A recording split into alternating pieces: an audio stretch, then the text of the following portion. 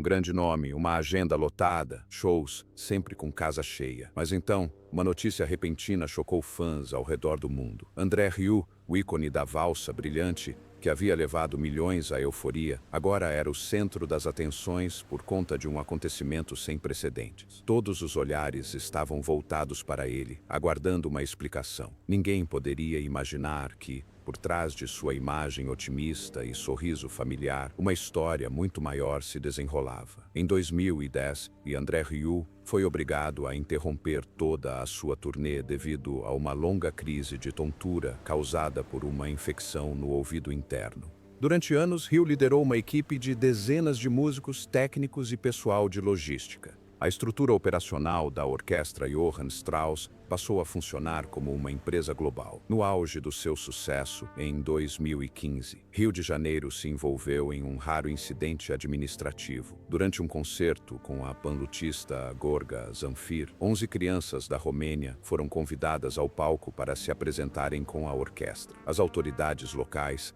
alegaram que o programa excedeu o limite de tempo de apresentação permitido para mineiros e multaram Rio em ARA 236 mil. Ele insistiu que a apresentação estava em conformidade com as normas e recorreu da decisão. 2 anos depois, o tribunal declarou que o violinista não havia violado as leis trabalhistas. O incidente terminou sem afetar as atividades dele ou da orquestra. 1 ano depois, uma tragédia aconteceu durante uma turnê pela Inglaterra. Ruud Marx Rieu, trombonista por mais de 2 décadas, morreu repentinamente enquanto a orquestra estava em plena forma. Todas as apresentações restantes na Inglaterra foram imediatamente canceladas. O corpo de Marx foi levado de volta para a Holanda, conforme o desejo de sua família. Rieu considerava Marx parte da alma da orquestra e decidiu dedicar um longo tempo à organização do funeral e ao apoio à família do falecido. Desde então, a lista oficial da orquestra Johann Strauss sempre incluiu uma linha em sua homenagem. Quando retornou aos palcos após sua perda, Rieu manteve seu estilo de trabalho habitual. Ele preparava cada detalhe da apresentação, do arranjo à reverência final. Nunca pensei que a música pudesse parar, compartilhou ele em uma entrevista ao jornal Mustre. Se eu não toco, não sou eu mesmo. Essa declaração reflete sua determinação em acompanhar o ritmo da vida no palco, apesar da idade avançada e da crescente pressão de sua agenda. Em 2019, o nome de André Rieu continuava associado a histórias humanitárias. Após ler a notícia de que uma banda de músicos desempregados havia tido todos os seus instrumentos roubados, ele imediatamente doou para 20 mil para que pudessem continuar se apresentando. A ação ocorreu discretamente, sem qualquer campanha promocional. No mesmo ano, ele doou 700 toneladas de aço para o projeto de restauração da Catedral de Notre-Dame após o incêndio. Essas atividades foram reconhecidas pela mídia europeia como prova de sua posição especial na comunidade artística. O sucesso comercial é inseparável da responsabilidade social. Nos bastidores, seu filho, Pierre Rieu, assumiu gradualmente um papel fundamental em toda a operação da produtora. Da organização de turnês à operação técnica, todas as decisões passavam por Pierre antes de serem repassadas ao pai. Essa mudança ocorreu discretamente, mas teve grande importância para a estrutura operacional da orquestra Johann Strauss. André Rieu continuou sendo o rosto do espetáculo, mas as rédeas do controle foram gradualmente passando para a próxima geração. Essa resiliência levou muitos a acreditar que André Rieu poderia continuar nos palcos para sempre. Mas, após décadas de constante movimento, seu corpo começou a reagir à intensidade do trabalho. Os sinais de fadiga tornaram-se mais evidentes. E então, um incidente inesperado fez o mundo perceber que nem mesmo o rei da valsa poderia superar os limites humanos. Colapso e transição. Em março de 2024, André Rieu desmaiou durante um concerto na Cidade do México. Dezenas de milhares de espectadores foram informados de que o espetáculo havia sido encerrado mais cedo porque o maestro não podia continuar. A causa foi determinada como sendo uma forte gripe combinada com uma mudança repentina de altitude que o deixou exausto. Essa foi uma rara ocasião em uma carreira de mais de meio século em que Ryu precisou cancelar uma importante série de apresentações. Em uma ligação posterior para sua esposa, Marjorie, ele admitiu: "Não quero começar uma turnê como essa novamente." A declaração mostrou que ele havia percebido seus próprios limites após anos mantendo a mais alta intensidade de suas performances no mundo da música clássica popular. Imediatamente após o incidente, todos os shows no México foram cancelados. Cerca de 40 mil espectadores tiveram que pedir reembolso de seus ingressos e a orquestra retornou à MRI antes do previsto. A saúde de Ryu deteriorou-se significativamente após o incidente. Ele passou a sofrer de fadiga crônica e foi aconselhado a reduzir a frequência de suas apresentações. Pessoas próximas a ele disseram que, desde então, o planejamento de turnês precisa ser cuidadosamente repensado, levando em consideração sua resistência. Pierre Ryu, seu filho, começou a assumir um papel de liderança na gestão de todas as atividades relacionadas à produtora musical. Anteriormente, Pierre era responsável principalmente pela logística e assuntos técnicos. Após a Cidade do México, ele assumiu oficialmente o controle de todo o processo, desde a agenda de turnês e viagens até as finanças. Qualquer decisão deve ser tomada levando em consideração a saúde de seu pai. Ryu continua sendo o artista principal, mas Pierre tem a palavra final sobre a equipe da organização, os horários e os planos de comunicação.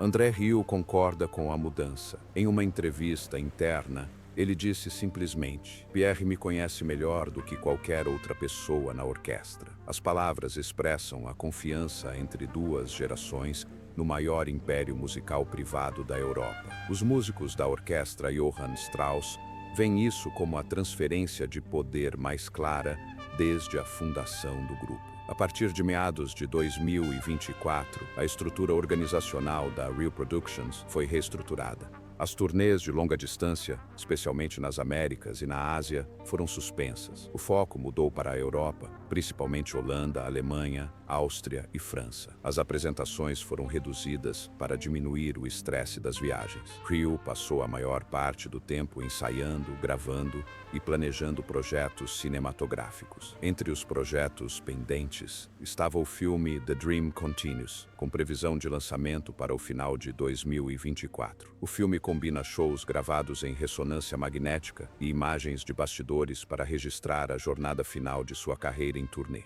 Este também é um projeto que Pierre supervisionou diretamente em toda a sua produção, da pós-produção ao lançamento. Aos 75 anos, Ryu ainda mantém ensaios diários com a orquestra. Ele tem seu próprio preparador físico e segue uma rotina rigorosa. Aqueles que trabalham com ele o descrevem como alguém que ainda busca a perfeição em cada apresentação. Embora a intensidade tenha diminuído, Ryu ainda mantém a imagem de um maestro dedicado e perfeccionista. A série de concertos programada para acontecer em Maastricht em 2025 é considerada pelos especialistas como o evento mais importante de sua carreira. Cada apresentação é preparada em grande escala, mobilizando cerca de 60 músicos, além de equipes técnicas e de bastidores da Europa. Os ingressos foram colocados à venda antecipadamente e esgotaram em poucas horas. Essas apresentações são particularmente significativas, pois representam uma oportunidade para Ryu marcar sua jornada final no cenário internacional. Sua esposa, Marjorie, continua sendo sua conselheira criativa. Embora raramente apareça em público, ela participa da seleção do programa e dos arranjos. Muitas das novas faixas para a turnê de 2025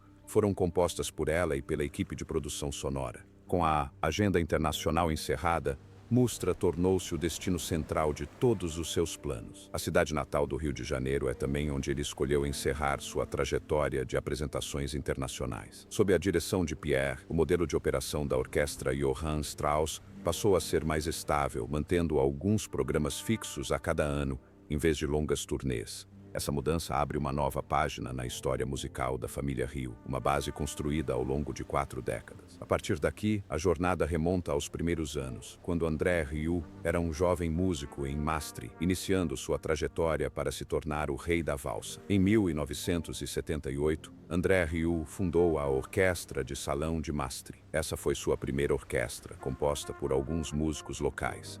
Eles se apresentavam em casamentos, pequenos salões e eventos comunitários na região da fronteira entre a Holanda e a Alemanha. Enquanto a maioria das orquestras clássicas se dirigia a um público acadêmico, Rio escolheu o caminho oposto, trazendo as valsas de volta ao público. A partir do final da década de 1980, ele começou a experimentar uma nova forma de apresentação. A orquestra de Rio não usava os tradicionais trajes pretos e o palco contava com iluminação e cenários vibrantes. A música era composta por valsas famosas de Johann Strauss, intercaladas com canções folclóricas europeias conhecidas. Seu objetivo era criar uma atmosfera acessível e receptiva ao público. Em uma entrevista, Rio afirmou que a música clássica deveria fazer as pessoas felizes, não fazê-las temer o silêncio. No início de 1987, ele decidiu expandir o modelo e fundou a Orquestra Johann Strauss, com 12 músicos profissionais. O projeto foi realizado com economias pessoais e pequenos empréstimos. O primeiro concerto aconteceu em 1º de janeiro de 1988,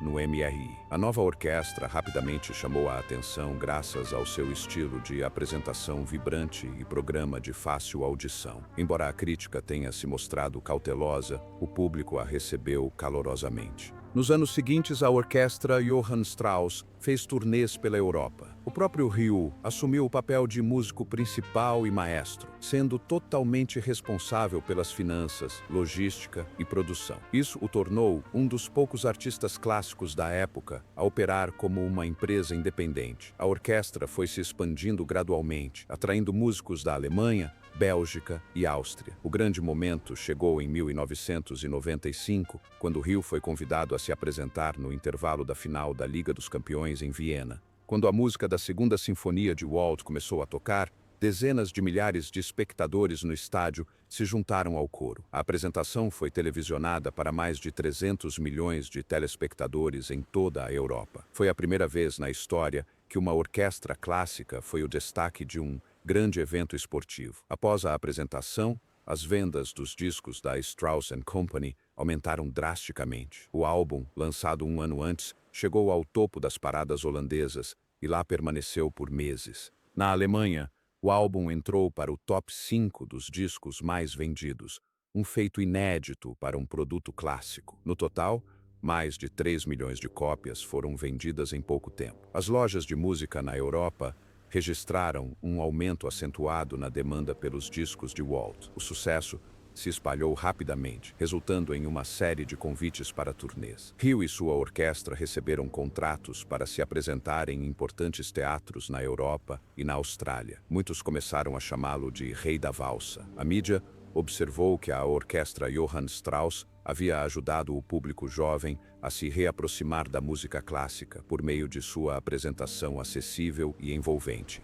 Para atender a nova escala, Rio expandiu a equipe de 12 para mais de 60 músicos. O sistema técnico de iluminação e bastidores foi projetado de acordo com os padrões de turnês pop. Foi nessa época que o estilo característico de Rio se consolidou. Shows com elementos teatrais, figurinos coloridos e um roteiro de performance unificado. A partir daí, sua trajetória se expandiu para uma escala global. A decisão de construir um palco para recriar o Palácio de Viena em 2008, juntamente com uma série de turnês internacionais, teve origem nesse período inicial, quando André Rieu provou que as valsas ainda podiam conquistar o público moderno. Império e turbulência. Após o sucesso em Viena, André Rieu expandiu as atividades da orquestra Johann Strauss para uma escala global. A partir do final da década de 1990, sua agenda de turnês abrangia a Europa, a América do Norte e a Austrália. Em média, a orquestra realizava cerca de 100 concertos por ano. Os ingressos esgotavam rapidamente e os álbuns conquistaram uma série de certificações de platina. O nome de Rio tornou-se sinônimo da combinação de música clássica e estilo de performance popular. Em 2008, ele empreendeu o que foi considerado o projeto mais ousado de sua carreira: a reconstrução de uma réplica do Palácio Schönbrunn, em Viena, para servir de palco para suas turnês. O projeto custou cerca de 34 milhões de euros, incluindo fontes, carruagens puxadas por cavalos e um sistema de iluminação de grande escala. O objetivo era levar a imagem de Viena para o público em todos os lugares. Esse projeto ajudou Rieu a figurar entre os artistas com maior faturamento em turnês no mundo, ao lado de grandes nomes da música pop.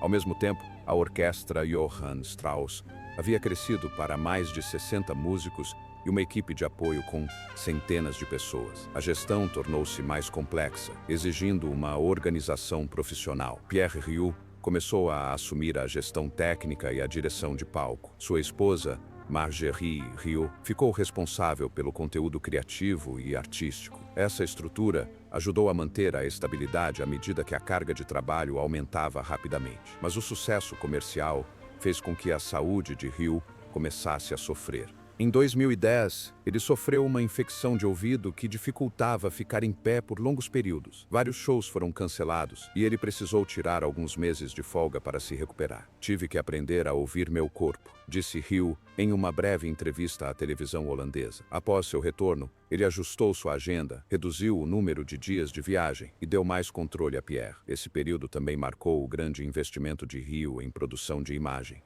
Todas as suas principais apresentações foram filmadas e lançadas em DVD ou transmitidas pela televisão. Suas gravações se tornaram best-sellers em muitos países. A imagem de uma orquestra vestida com trajes elaborados, apresentando-se em um auditório iluminado, tornou-se a marca registrada de Rieu. Enquanto isso, os críticos musicais debatiam constantemente sua integração do entretenimento à música clássica. Rieu não respondia diretamente, dizendo apenas: "Faço música para o público, não para os acadêmicos." Sua postura direta e os resultados comerciais o ajudaram a manter seu status único como artista clássico com o maior público da época. De 1995 a 2010, o total arrecadado com seus concertos ultrapassou os mil.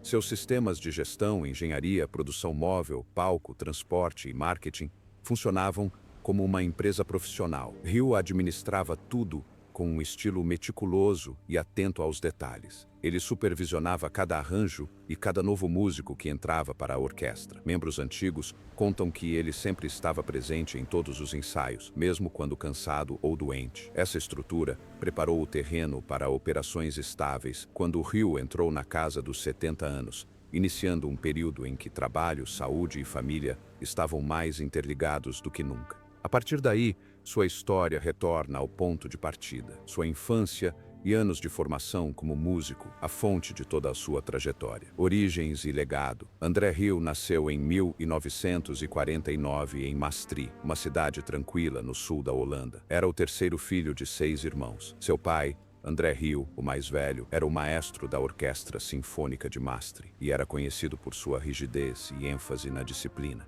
Sua mãe era uma católica tradicional que dava grande importância à ordem e à educação. O ambiente em casa não oferecia muito espaço para conforto ou expressão. Desde cedo, Rieu teve contato com a música por meio do trabalho do pai. No entanto, esse ambiente não lhe trazia alegria. As sessões de prática do pai eram frequentemente tensas e sem risos. Aos 5 anos, Rieu foi matriculado em aulas de violino. Ele começou a se interessar observando uma jovem professora lhe ensinar como segurar o instrumento. Seu vibrato e emoção o inspiraram a praticar todos os dias. Rieu logo percebeu que o que dava vida à música era a emoção, não a perfeição técnica. Esse pensamento o acompanhou por toda a sua carreira artística. Conforme foi crescendo, começou a entrar em conflito com o pai. Rieu queria tocar valsas leves, enquanto seu pai valorizava as sinfonias tradicionais. A tensão chegou ao limite quando Rieu expressou seu desejo de seguir a música popular em vez de uma carreira acadêmica.